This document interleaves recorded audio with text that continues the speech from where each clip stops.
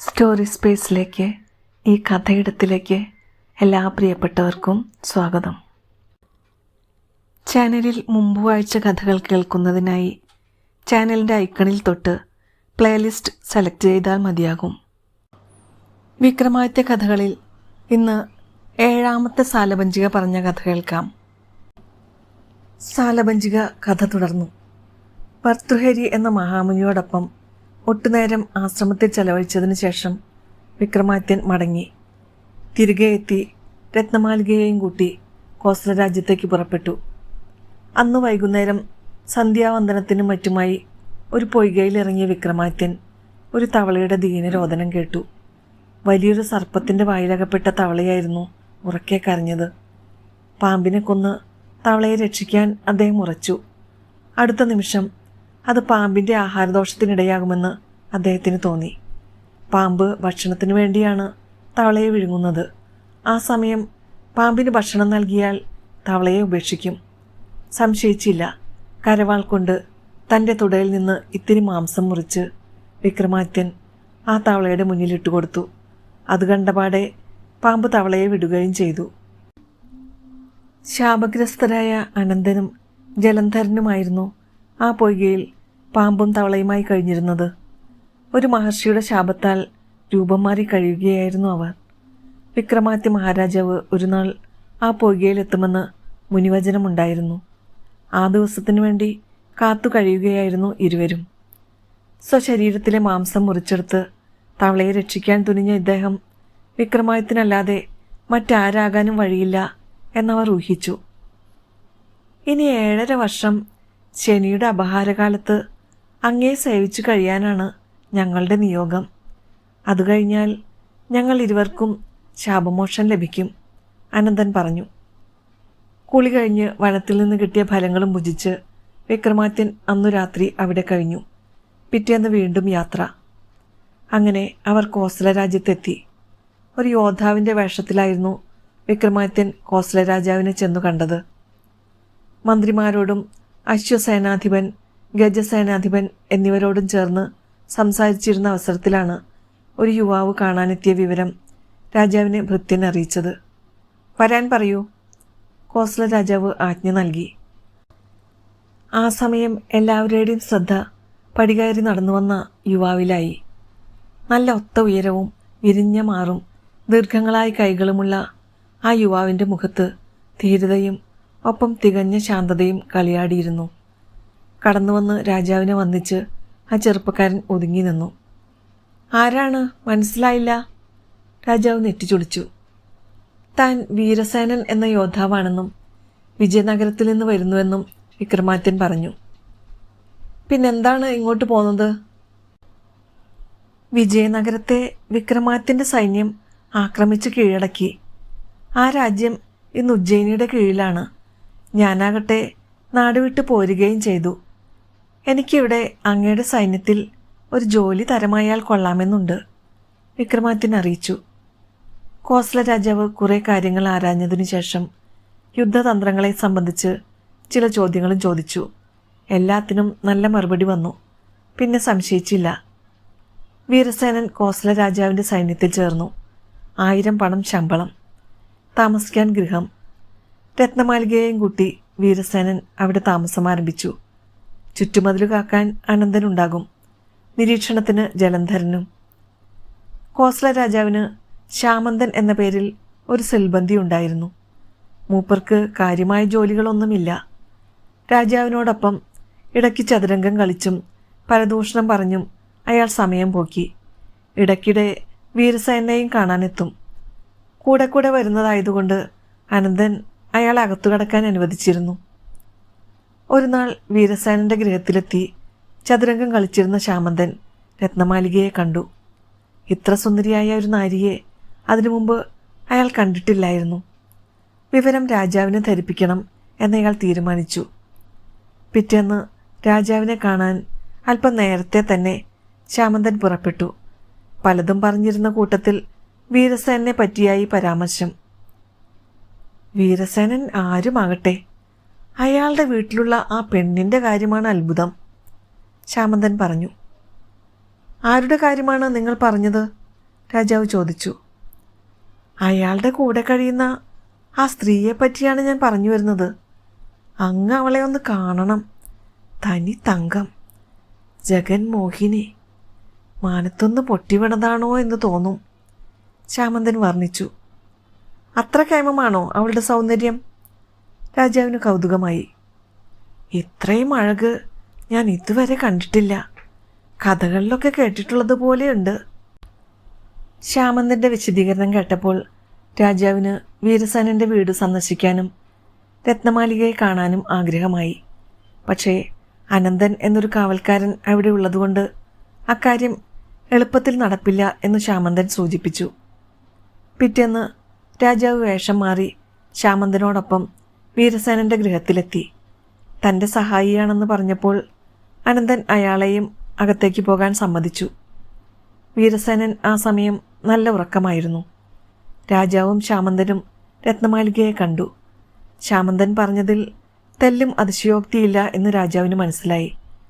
കൂടുതൽ നേരം അവിടെ നിൽക്കുന്നത് പന്തിയല്ല എന്ന് തോന്നിയതിനാൽ ശ്യാമന്തൻ രാജാവിനെയും കൂട്ടി വേഗം തന്നെ പുറത്തിറങ്ങി. മടങ്ങിയെത്തിയ രാജാവിന് ഊണും ഉറക്കവും ഇല്ലാതായി. രത്നമാലികയുടെ മുഖം മനസ്സിൽ നിന്ന് മായുന്നില്ല. എങ്ങനെയെങ്കിലും രത്നമാലികയെ സ്വന്തമാക്കണം. പക്ഷേ എങ്ങനെ? രാജാവ് തൻ്റെ മന്ത്രി മാധവരാജനെ വിളിച്ച് പ്രശ്നം അവതരിപ്പിച്ചു. മന്ത്രി, നിങ്ങൾ തന്നെ എന്നെ രക്ഷിക്കണം. എനിക്ക് ആ സ്ത്രീയെ കൂടാതെ ജീവിക്കാനാവില്ല. എന്തസംബന്ധമാണ് അങ്ങീ പറയുന്നത്? ധർമാധർമ്മങ്ങൾ വിവേചിച്ച് പ്രജകളെ ബോധ്യപ്പെടുത്തേണ്ട അങ്ങു തന്നെ അധർമ്മത്തിന് നേതൃത്വം കൊടുത്താലോ? മന്ത്രി രാജാവിനെ പിന്തിരിപ്പിക്കാൻ ശ്രമിച്ചു. വേണ്ട, നിങ്ങൾ എന്നോട് ധർമ്മത്തെക്കുറിച്ചും നീതിയെക്കുറിച്ചും ഇപ്പോഴൊന്നും പറയണ്ട. എനിക്ക് ആ രത്നമാലികയെ വിവാഹം കഴിക്കണം. അതിനുവേണ്ട ഉപായം പറഞ്ഞു തരൂ. ഇതെൻ്റെ ആജ്ഞയാണ്, രാജാവ് കനത്ത ശബ്ദത്തിൽ പറഞ്ഞു. മന്ത്രിക്ക് എന്തു ചെയ്യാനാകും? നാടിനെ നേർവഴിക്ക് നയിക്കേണ്ടവന് വഴിപിഴച്ചിരിക്കുന്നു. പറഞ്ഞിട്ട് ഫലമില്ല. വിനാശകാലേ വിപരീത ബുദ്ധി. ആ വീരകേസരി ഉള്ളിടത്തോളം കാലം അങ്ങയ്ക്ക് അവളെ സ്വന്തമാക്കാനാവില്ല, മന്ത്രി പറഞ്ഞു. അയാളെ നമുക്ക് വല്ല യുദ്ധരംഗത്തേക്കും പറഞ്ഞു വിട്ടാലോ? രാജാവ് ചോദിച്ചു. അബദ്ധം പറയാതിരിക്കൂ. അയാളെ ഇവിടെ നിന്ന് മാറ്റാൻ വേണ്ടി നമുക്ക് പുതിയൊരു യുദ്ധമുണ്ടാക്കാൻ പറ്റുമോ? മാത്രമല്ല അയാളോടൊപ്പം വേറെ സൈനികരെയും ബലി കൊടുക്കണ്ടേ? പിന്നെ എന്തു വേണമെന്ന് പറയൂ. മന്ത്രി ഒട്ടുനേരം ആലോചിച്ചതിന് ശേഷം ഒരു പോംവഴി കണ്ടെത്തി. ഇവിടെ നിന്ന് 100 നാഴിക വടക്കായി ധർമ്മപുരി എന്നൊരു നാടുണ്ട്. അവിടെ സുഹാസിനി എന്നൊരു സുന്ദരി ജീവിച്ചിരിപ്പുണ്ട്. അവൾ ചിരിച്ചാൽ ചിതറി വീഴുന്നത് മുത്തുകളാണ്. ആ മുത്തുകൾ വാരിവിറ്റ് ധാരാളം ആളുകൾ കോടീശ്വരന്മാരായി മാറി. പക്ഷേ കുറച്ചുനാൾ മുമ്പ് ഒരു രാക്ഷസൻ ധർമ്മപുരിയിലെത്തി. സുഹാസിനിയുടെ മാതാപിതാക്കളെ മായാവിദ്യ ഉപയോഗിച്ച് കല്ലാക്കി മാറ്റി അയാൾ സുഹാസിനിയെ പിടിച്ച് തൻ്റെ ഗുഹയിൽ അടയ്ക്കുകയും ചെയ്തു. രാക്ഷസൻ ഗുഹയിൽ നിന്ന് പുറത്തു പോകുമ്പോൾ അയാൾ സുഹാസിനിയെ കൊല്ലും. മടങ്ങിയെത്തുമ്പോൾ പ്രത്യേക മന്ത്രം ഉപയോഗിച്ച് ജീവിപ്പിക്കുകയും ചെയ്യും. അതിനാൽ സുഹാസിനിയെ മറ്റാരും ഇപ്പോൾ കാണാറില്ല. അവളുടെ ചിരിയും മാഞ്ഞു. ഏതു നേരവും ദുഃഖിതയാണവൾ. സുഹാസിനിയുടെ ചിരിയിൽ നിന്ന് പൊഴിയുന്ന 2 മുത്ത് കൊണ്ടുവരാൻ പറഞ്ഞ് വീരസേനെ അയക്കാം. എന്താ? മന്ത്രി പറഞ്ഞത് കേട്ടു നിൽക്കുകയായിരുന്ന രാജാവ് ചോദിച്ചു. അതെ, സുഹാസിനിയെ കണ്ടുപിടിക്കാൻ തന്നെ അയാൾ ബുദ്ധിമുട്ടും, മന്ത്രി പറഞ്ഞു. അതിനകം ആ രാക്ഷസൻ അയാളെ കൊന്നു കുഴിച്ചുമൂടാനും മതി. അതോടെ എൻ്റെ സ്വപ്നം പൂവണിയും. രാജാവ് ആ രംഗം വിഭാവനം ചെയ്ത് ചിരിച്ചു. രാജാവ് അന്നു തന്നെ വീരസേനെ വിളിച്ച് ജോലിയേൽപ്പിച്ചു. ധർമ്മപുരിയിലെത്തി സുഹാസിനിയെ കണ്ട് അവളുടെ ചിരിയിൽ ഉതിരുന്ന മുത്തുകൾ പെറുക്കിയെടുക്കണം. വീരസേനന് ആദ്യം അത്ഭുതമാണ് തോന്നിയത്. ചിരിക്കുമ്പോൾ മുത്തുപൊഴിയുന്ന പെണ്ണ് കഥകളിലൊക്കെ കേട്ടിട്ടുണ്ട്. യഥാർത്ഥത്തിൽ അങ്ങനെ സംഭവിക്കുമോ? രത്നമാലികയുടെ സുരക്ഷയ്ക്ക് വേണ്ട ഏർപ്പാടൊക്കെ ചെയ്ത് വീരസേനൻ എന്ന വിക്രമാദിത്യൻ ധർമ്മപുരിയിലേക്ക് പുറപ്പെട്ടു. നടന്നും കുതിരവണ്ടിയിൽ സഞ്ചരിച്ചും സത്രങ്ങളിൽ തങ്ങിയും തോണിയിൽ കയറിയും നാളുകളെടുത്തു ആ നാട്ടിലെത്താൻ. വഴിയാത്രയിൽ പരിചയപ്പെട്ട എല്ലാവരും സുഹാസിനിയെപ്പറ്റി കേട്ടിട്ടുള്ളതായി പറഞ്ഞു. അവളുടെ ചിരി കണ്ടിട്ടുള്ളവരെയും കണ്ടുമുട്ടി. 1-2 രത്നവ്യാപാരികൾ അവളുടെ ചിരിയിൽ പൊഴിഞ്ഞ മുത്തുകൾ അയാളെ കാട്ടി. വേണമെങ്കിൽ ആ മുത്തുകൾ വിലയ്ക്ക് വാങ്ങി മടങ്ങിപ്പോകാം. കോസല രാജാവിനെ സമാധാനപ്പെടുത്താൻ അത് മതി. പക്ഷേ സുഹാസിനിയുടെ നാടായ ധർമ്മപുരി ഒന്ന് കാണണമെന്നും കഴിയുമെങ്കിൽ അവളെ ആ സങ്കടാവസ്ഥയിൽ നിന്ന് കരകയറ്റാൻ ശ്രമിക്കണമെന്നും വീരസേനന് തോന്നി. ഒടുവിൽ വീരസേനൻ ധർമ്മപുരിയിലെത്തി. അവിടം മൺമറഞ്ഞ ഒരു സംസ്കാരത്തിൻ്റെ പ്രേതഭൂമി പോലെ കാണപ്പെട്ടു. തകർന്ന കെട്ടിടങ്ങൾ, ഉണങ്ങിവരേണ്ട കൃഷിയിടങ്ങൾ, പൂവും പച്ചപ്പുമില്ലാത്ത പൂവാടികൾ, പൊടിക്കാറ്റിൽ മുഖം പൊത്തി നിൽക്കുന്ന പാറക്കൂട്ടങ്ങൾ. ഉയർന്നു നിൽക്കുന്ന ചിലകൾ ആ ഗ്രാമത്തിലെ ജനങ്ങളാണ്. കുതിരപ്പുറത്ത് പോകുന്നവരും കൃഷി ചെയ്യുന്നവരും പണിശാലയിൽ പ്രവർത്തിക്കുന്നവരുമെല്ലാം കൽപ്രതിമകളായി മാറിയിരിക്കുന്നു. മലഞ്ചെരുവുകളിൽ കൂട്ടമായി മേഞ്ഞു നടക്കുന്ന കന്നുകാലികളെല്ലാം ശിലകളുടെ രൂപത്തിൽ. ആ ഗ്രാമത്തിൻ്റെ ഓമനയായിരുന്ന സുഹാസിനിയെ രാക്ഷസൻ ഗുഹയിൽ തടവിലാക്കിയിരിക്കുന്നു. ഇന്നവൾ ചിരിക്കാറില്ല. ഭയവും ദുഃഖവും മൂലം ഭൂതകാലത്തിൻ്റെ നിഴലായി മാറിയിരിക്കുന്ന സുഹാസിനി. പക്ഷേ എവിടെയുണ്ടവൾ? ആ ഗുഹയിലെത്തണമെങ്കിൽ ഏതു ദിശയിൽ ചരിക്കണം? വീരസേനൻ വേതാളത്തിനെ വരുത്തി വിഷയം അവതരിപ്പിച്ചു. വേതാളത്തിന് എല്ലാം ക്ഷിപ്രസാധ്യമാണ്. ഒരു പുക മുകളിലേക്ക് ഉയർന്നു. ഏതാനും നിമിഷങ്ങൾ കഴിഞ്ഞപ്പോൾ വീണ്ടും നീലനിറത്തിലുള്ള പുക മുന്നിൽ. പിന്നെ ആ പുകയുടെ സ്ഥാനത്ത് വേതാളം. കണ്ടുപിടിച്ചോ? വിക്രമാദിത്യൻ്റെ ചോദ്യം. ഉവ്വ്. ഇവിടെ നിന്ന് 10 നാഴിക വടക്കോട്ട് പോയാൽ ഒരു വലിയ പാറക്കൂട്ടം കാണാം. അതിൽ ഏറ്റവും വലിയ പാറയുടെ ചുവട്ടിലാണ് താഴേക്കിറങ്ങുന്ന ആ ഗുഹയുള്ളത്. രാക്ഷസൻ ഇപ്പോൾ പുറത്തു പോയിരിക്കുന്നു. വേഗം വരൂ, ഞാൻ അവിടെ എത്തിക്കാം, വേതാളം പറഞ്ഞു. വേതാളത്തിൻ്റെ പുറത്തു കയറി വീരസേനൻ അഥവാ വിക്രമാദിത്യൻ ആ പാറക്കൂട്ടത്തിലെത്തി. നരച്ച മാനത്തിന് കീഴെ ഒരു പുൽക്കൊടി പോലും കിളിർക്കാത്ത വരണ്ട മണ്ണ്. അവിടെ ചെരിഞ്ഞു കിടന്നിറങ്ങുന്ന ആനകളെപ്പോലെ 100-ലേറെ കറുത്ത പാറകൾ. ചുഴറ്റി വീഴുന്ന ചുടുകാറ്റിൽ തൊലി പൊള്ളുകയാണ്. അതിനു നടുവിലുള്ള വമ്പൻ പാറയുടെ ചുവട്ടിൽ താഴേക്കിറങ്ങുന്ന പടികൾ കണ്ടു. വീരസേനൻ മെല്ലെ അതുവഴി ഇറങ്ങി. ചെന്നെത്തിയത് ഒരു തളത്തിലാണ്. അവിടെ ഉടലും തലയും വേറെ വേറെയായി മരിച്ചു കിടക്കുകയായിരുന്നു സുഹാസിനി. വേതാളത്തിൻ്റെ നിർദ്ദേശമനുസരിച്ച് സമീപത്തിരുന്ന ഒരു കുടത്തിൽ നിന്ന് ഇത്തിരി വെള്ളമെടുത്ത് വീരസേനൻ അവളുടെ മുഖത്ത് തെളിച്ചു. അപ്പോഴേക്കും അവളുടെ തല ഉടലിൽ ചേർന്നു. സുഹാസിനി മെല്ലെ കണ്ണു തുറന്നു. ജീവിതത്തിൽ അന്നുവരെ കണ്ടിട്ടില്ലാത്ത ഒരു യുവാവ് തൻ്റെ മുന്നിലിരിക്കുന്നത് കണ്ടപ്പോൾ അവൾ അമ്പരന്നു. നിങ്ങൾ ആരാണ്? എങ്ങനെ ഇവിടെ വന്നു? അവൾ പരിഭ്രാന്തിയായി ചോദിച്ചു. വീരസേനൻ അതിന് മറുപടിയൊന്നും പറഞ്ഞില്ല. ആ രാക്ഷസന്റെ കയ്യിൽപ്പെടാതെ വേഗം രക്ഷപ്പെടൂ, അല്ലെങ്കിൽ എൻ്റെ ഗതി വരും നിങ്ങൾക്കും, സുഹാസിനി നിറഞ്ഞ കണ്ണുകളോടെ ആവശ്യപ്പെട്ടു. സമാധാനിക്കൂ സുഹാസിനി, ഞാൻ ഇവിടെ വന്നത് നിന്റെ ചിരി കാണാനാണ്. അത് കണ്ടാലേ എനിക്ക് തൃപ്തിയാകൂ, വീരസേനൻ പറഞ്ഞു. വയ്യ, എനിക്കിനി ചിരിക്കാനാവില്ല. ആ കാലമൊക്കെ കഴിഞ്ഞുപോയി. സുഹാസിനി വീണ്ടും കരച്ചിലിൻ്റെ വക്കത്തെത്തി. ഉജ്ജയിനിയിലെ വിക്രമാദിത്യനാണ് പറയുന്നത്, വിഷമിക്കാതിരിക്കുക, വീരസേനൻ അവളെ നോക്കി ചിരിച്ചു. വിക്രമാദിത്യൻ? സ്വപ്നത്തിലെന്നവണ്ണം അവൾ മന്ത്രിച്ചു. എന്ത്? വിക്രമാദിത്യനാണോ എൻ്റെ മുന്നിൽ? ദൈവമേ, ഞാനിതെങ്ങനെ വിശ്വസിക്കും? സുഹാസിനി നിറഞ്ഞ സന്തോഷത്തോടെ കൈകൂപ്പി. കാലങ്ങൾക്കു ശേഷം അവൾ ചിരിച്ചു. വെള്ളാരങ്കല്ലിൻ്റെ നിറമുള്ള മുത്തുകൾ താഴേക്ക് പൊഴിഞ്ഞു. വിക്രമാദിത്യൻ വേഗം ആ മുത്തുകൾ വാരിയെടുത്തു. ഒരു മുത്തുപോലും അവശേഷിക്കരുത്. രാക്ഷസനറിഞ്ഞാൽ സംഗതി കുഴപ്പമാണ്. ഞങ്ങളുടെ നാടിനെ രക്ഷിക്കണം.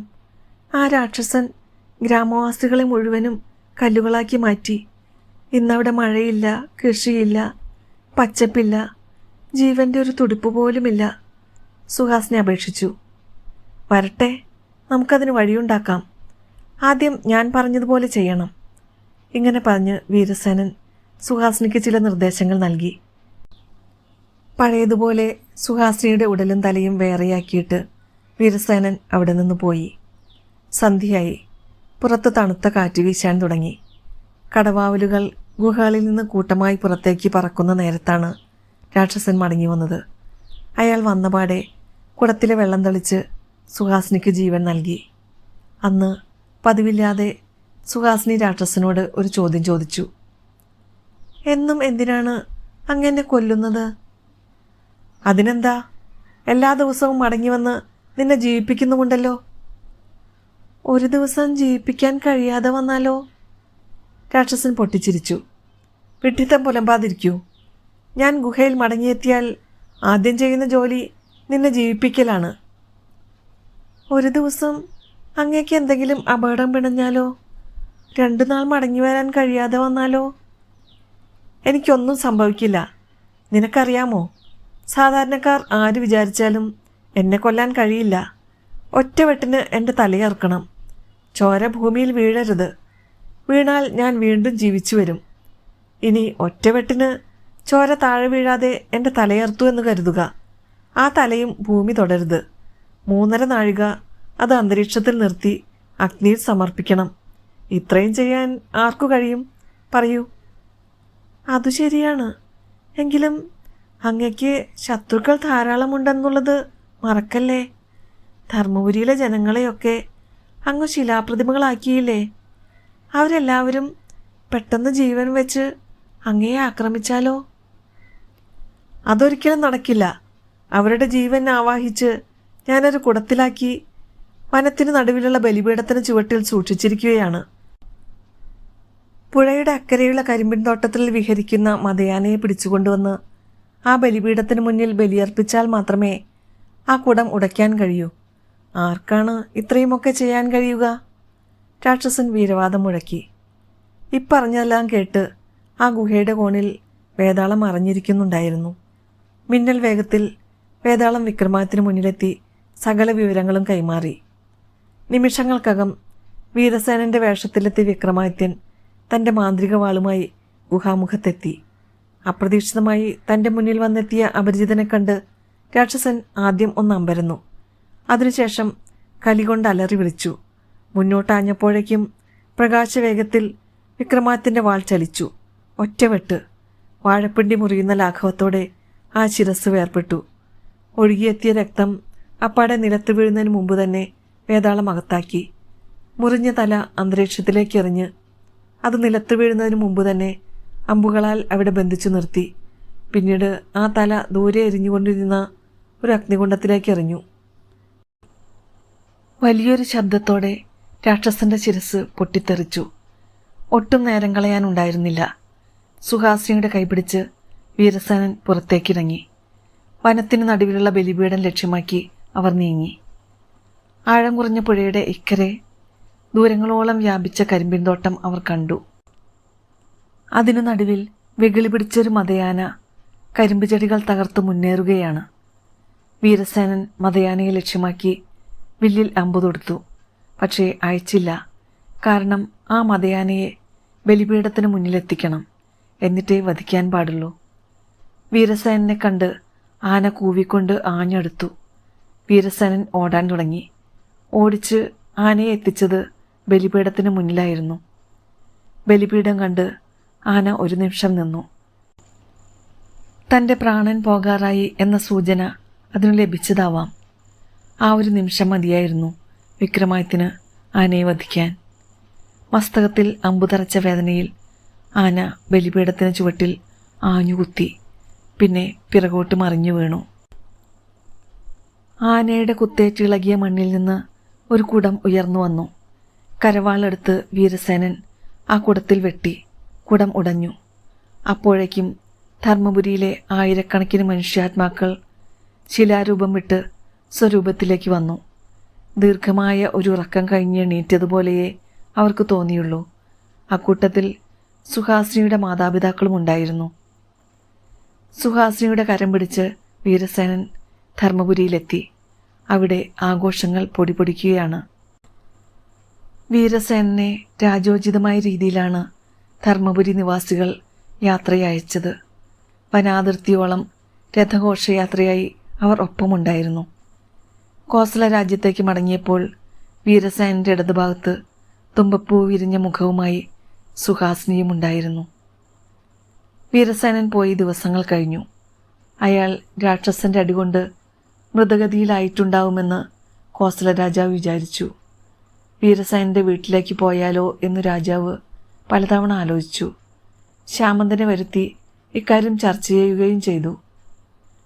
പറഞ്ഞ അവധി കഴിഞ്ഞിട്ടില്ലല്ലോ, എന്തു പറഞ്ഞാണ് അയാളുടെ ഗൃഹത്തിൽ കയറി ചെല്ലുക? ശ്യാമന്തൻ ഒട്ടു ഭയത്തോടെ ചോദിച്ചു. അനുശോചനമറിയിക്കാനാവും നമ്മൾ പോവുക. ആ രാക്ഷസൻ അയാളെ വെറുതെ വിടുമെന്ന് തോന്നുന്നുണ്ടോ?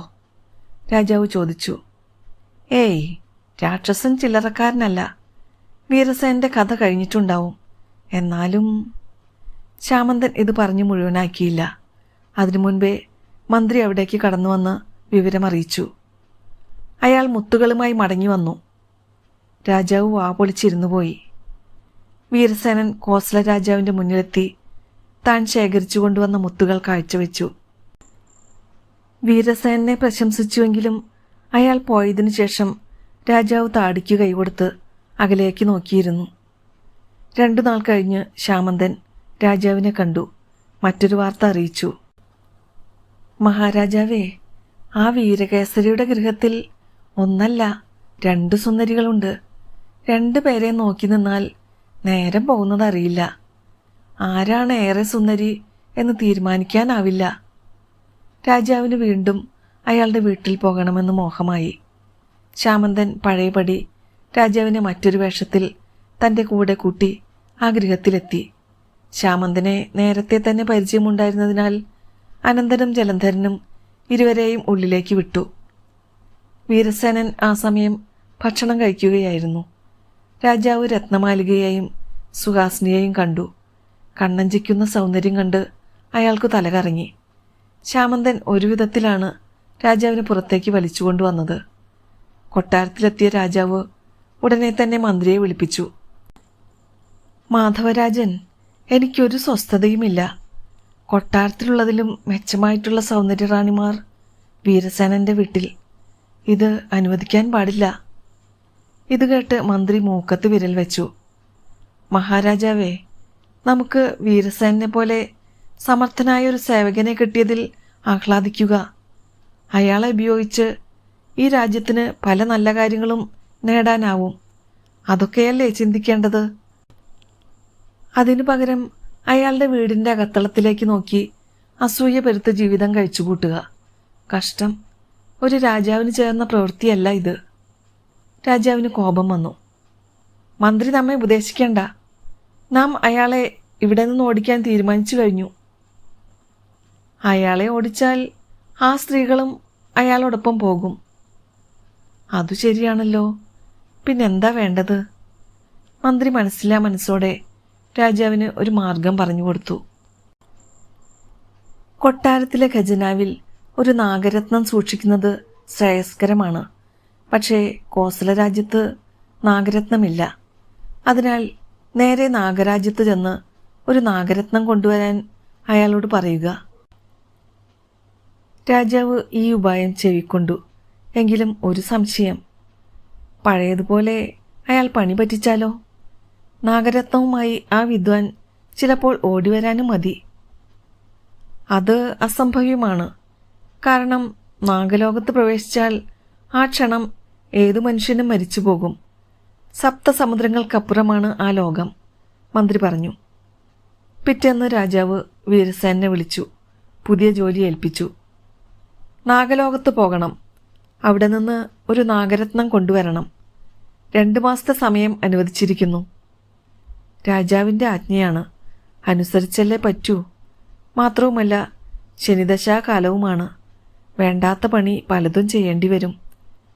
പക്ഷേ ദൈവാധീനമുള്ളതിനാൽ ചെയ്യുന്ന ജോലിയെല്ലാം നന്നായും നന്മയായും മാറുന്നുവെന്ന് സമാധാനിക്കാം. പിറ്റേന്ന് കാലത്ത് നാഗലോകത്തേക്ക് പുറപ്പെടാൻ ഒരുങ്ങിയ വീരസേനെ അനന്തനും ജലന്ധരനും സഹായിക്കാമെന്നേറ്റു.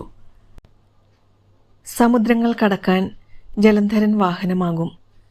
നാഗലോകത്തേക്കുള്ള വഴികാട്ടിയായി അനന്തനുമുണ്ടാകും. 7 സമുദ്രങ്ങൾ താണ്ടി അനന്തൻ കാട്ടിയ വഴിയിലൂടെ നാഗലോകത്തേക്ക് ഗമിച്ച നേരം വിക്രമാദിത്യൻ മഹേശ്വരം എന്നൊരു ദേശത്തിറങ്ങി സന്ധ്യാവന്ദനാദി കാര്യങ്ങൾ ചെയ്തു. അതെല്ലാം കഴിഞ്ഞ് പ്രധാന വീതിയിലൂടെ കുറച്ചു നേരം നടന്നപ്പോൾ വിക്രമാദിത്യൻ്റെ കാതിൽ ഒരു ദീനരോധനം വന്നെത്തി. കരച്ചിൽ കേട്ട വീട്ടിലേക്ക് അദ്ദേഹം കടന്നു ചെന്നു. ആരാണിവിടെ നിലവിളിക്കുന്നത്? വിക്രമാദിത്യൻ വീടിന് മുന്നിലെത്തി ഉറക്കെ ചോദിച്ചു. വീടിൻ്റെ വാതിൽ തുറന്ന് ചോദ്യഭാവത്തോടെ ഒരു മധ്യവയസ്ക പ്രത്യക്ഷപ്പെട്ടു. ആഗതനെ നോക്കി അവർ ഒരു മറുചോദ്യം ചോദിച്ചു. ആരായാൽ നിങ്ങൾക്കെന്താ? അല്ല, ഞാൻ ഈ ദേശക്കാരനല്ല. വഴി നടന്നപ്പോൾ സ്ത്രീ കരയുന്ന ശബ്ദം കേട്ടു. ഞങ്ങളുടെ നാട്ടിലൊക്കെ ആരെങ്കിലും വ്യസനിക്കുന്നത് കണ്ടാൽ അവരെ ആശ്വസിപ്പിക്കുന്ന രീതിയുണ്ട്. ഈ നാട്ടിൽ അങ്ങനെ ചെയ്യുന്നത് ആക്ഷേപമാണോ എന്നറിയില്ല, വിക്രമാദിത്യൻ അവരെ നോക്കി പറഞ്ഞു. എൻ്റെ പൊന്നു കുഞ്ഞെ, വിഷമം കൊണ്ട് പറഞ്ഞു പോയതാ. ആ സ്ത്രീ തേങ്ങലടക്കാൻ പണിപ്പെട്ടു. വിഷമം എന്തെന്ന് പറയൂ. എൻ്റെ മകൻ്റെ കല്യാണം നടക്കുകയാണ്. ഈ നാട്ടിലെ രാജാവിൻ്റെ മകൾ കനകവല്ലിയുമായി. അതിനാണോ വിഷമം? കനകവല്ലിക്ക് ഓരോ ദിവസവും ഓരോ കാന്തനാണ്. നാട്ടിലെ യുവാക്കളെ ഓരോരുത്തരായി കനകവല്ലിക്ക് കാഴ്ചവെക്കുകയാണ് രാജാവ്. പിറ്റേന്ന് പുലരുമ്പോൾ ഭർത്താവ് മരിച്ചു കിടക്കുന്നതാണ് കാണുക. ഇന്ന് എൻ്റെ മകൻ്റെ ഊഴമാണ്. അതോടെ ആ അമ്മ ഉച്ചത്തിൽ കരയാൻ തുടങ്ങി. വിക്രമാദിത്യൻ അവരെ ആശ്വസിപ്പിച്ചു. കരയാതിരിക്കൂ അമ്മേ, ഇന്ന് നിങ്ങളുടെ മകന് പകരം ഞാൻ പോകാം. വേണ്ട വേണ്ട, സ്വന്തം വിഷമം അന്യരുടെ തലയിൽ കെട്ടിവെച്ച് പാപം ചുമക്കാൻ എനിക്കാവില്ല. എൻ്റെ വിധി ഞാൻ തന്നെ അനുഭവിച്ചോളാം. അവർ അകത്തേക്ക് പോകാൻ തുടങ്ങി. ആ സമയം ഒരു പല്ലക്ക് വീടിന് പുറത്തു വന്നു നിന്നു. വേഗം വിക്രമാദിത്യൻ വീടിനുള്ളിൽ കയറി അവരുടെ മകനെ കണ്ട് കാര്യങ്ങൾ ധരിപ്പിച്ചു. അയാളുടെ വേഷവിധാനങ്ങൾ സ്വയം അണിഞ്ഞ് വിക്രമാദിത്യൻ പല്ലക്കിൽ കയറി കനകവല്ലിയുടെ അന്തഃപുരത്തിലെത്തി. ആദ്യം വിഭവസമൃദ്ധമായ സദ്യയായിരുന്നു അയാളെ കാത്തിരുന്നത്. മരണത്തിന് മുമ്പുള്ള അത്താഴമല്ലേ, അത് കേമമായിട്ട് തന്നെ കഴിക്കട്ടെ എന്ന് കരുതിയാകാം.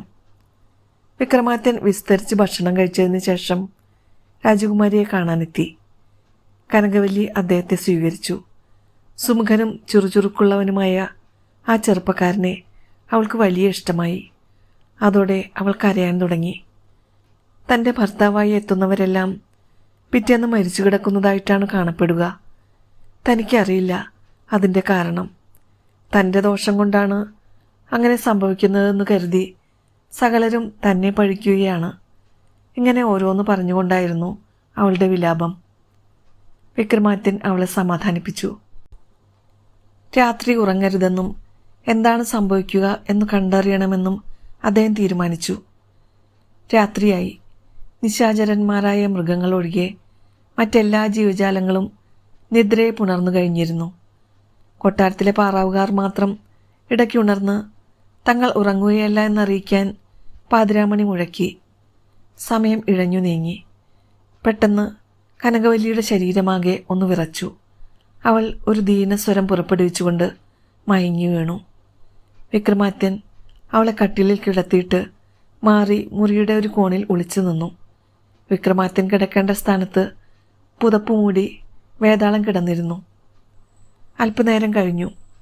പുറത്തു ശക്തിയായ കാറ്റ് വീശി. അന്തഃപുരത്തിനുള്ളിൽ എരിഞ്ഞു നിന്ന ശരറാന്തലിൻ്റെ തിരി കാറ്റിലുലഞ്ഞു. ആ സമയം മുറിയുടെ ഒരു മൂലയിൽ ചെറിയൊരു സീൽക്കാർ ശബ്ദം കേട്ടു. സ്വർണ്ണവർണ്ണമുള്ള ഒരു പാമ്പ് ചുവരിലുള്ള ഒരു ദ്വാരത്തിലൂടെ ഇഴഞ്ഞു വരികയാണ്. അത് പുറത്തു വന്ന് നേരെ കട്ടിലിന് സമീപത്തേക്ക് നീങ്ങി. താൻ കിടക്കാൻ ഒരുങ്ങിയ സ്ഥലത്തേക്കാണ് അത് നീങ്ങുന്നതെന്ന് വിക്രമാദിത്യന് മനസ്സിലായി. കട്ടിലിന് സമീപമെത്തി പണമുയർത്തി അത് ആഞ്ഞു കൊത്താൻ തുടങ്ങിയപ്പോഴേക്കും വേതാളം കട്ടിലിൽ നിന്ന് മേലോട്ടുയർന്നു. കൊത്തു ചെന്നുകൊണ്ടത് കട്ടിലിൻ്റെ കാലിലാണ്. പെട്ടെന്നുണ്ടായ ബഹളത്തിൽ പരിഭ്രാന്തി പൂണ്ട പാമ്പ് ചുവരിലെ ദ്വാരത്തിലൂടെ രക്ഷപ്പെടാൻ നോക്കി. അതിനെ കൊല്ലാൻ മനസ്സ് വരാത്തതിനാൽ വിക്രമാദിത്യൻ തൻ്റെ വാൾ കൊണ്ട് അതിൻ്റെ വാൽ മുറിച്ചു കളഞ്ഞു. പിന്നീട് അതിനെ ആരും കണ്ടിട്ടില്ല. വേതാളം മെല്ലെ വിക്രമാദിത്യന് സമീപമെത്തി ഇങ്ങനെ പറഞ്ഞു. അങ്ങ് അതിനെ കൊല്ലാതെ വിട്ടത് നന്നായി. നമുക്കിനി പോകാനുള്ളത് അവരുടെ നാടായ നാഗലോകത്തേക്കാണ്. നാഗരാജാവിൻ്റെ പുത്രന്മാരിൽ ഒരാളാണ് കനകവല്ലിയോടുള്ള താല്പര്യം മൂലം അവളുടെ ഭർത്താക്കന്മാരെ കൊന്നുകൊണ്ടിരുന്നത്. ഇനി ആ പ്രശ്നമുണ്ടാകില്ല. ഇതൊന്നും അറിയാതെ കനകവല്ലി ഉറങ്ങിക്കിടക്കുകയായിരുന്നു. പ്രഭാതത്തിലാണ് അവൾ കണ്ണു തുറന്നത്. സമീപത്ത് ഗാഠമായ ഉറക്കത്തിലായിരുന്നു വിക്രമാദിത്യൻ. മരിച്ചു കിടക്കുകയാണെന്നാണ് രാജകുമാരി വിചാരിച്ചത്. തലേന്നു കണ്ട സുന്ദരനായ ആ ചെറുപ്പക്കാരനും മൃതനായി മാറിയല്ലോ എന്നോർത്ത് രാജകുമാരി വിലപിച്ചു. കനകവല്ലിയുടെ കരച്ചിൽ കേട്ട് പതിവ് പോലെ ശവമഞ്ചലുമായി സേവകരെത്തി. അവർക്കിത് പതിവായിരുന്നു. ആരാണ് നിലവിളിച്ചത്? എന്തു പറ്റി? വിക്രമാദിത്യൻ പെട്ടെന്ന് കണ്ണു തുറന്നു. മരിച്ചില്ലേ? രാജകുമാരി അത്ഭുതപ്പെട്ടു. ഇതെന്ത് സംഭവിച്ചു? തന്നെ ചൂഴ്ന്നു നിന്ന ശാപം അകന്നുപോയോ? വാതിൽ തുറന്ന് വിക്രമാദിത്യനും കനകവല്ലിയും പുറത്തേക്കിറങ്ങിയപ്പോൾ മഞ്ചലുമായി കാത്തുനിന്ന സേവകരും അത്ഭുതപ്പെട്ടു. നിമിഷങ്ങൾക്കകം വിവരം രാജാവിൻ്റെ ചെവിയിലെത്തി. പിന്നീട് അവിടെയുണ്ടായ ആഘോഷങ്ങൾ വർണ്ണിക്കാനാവില്ല.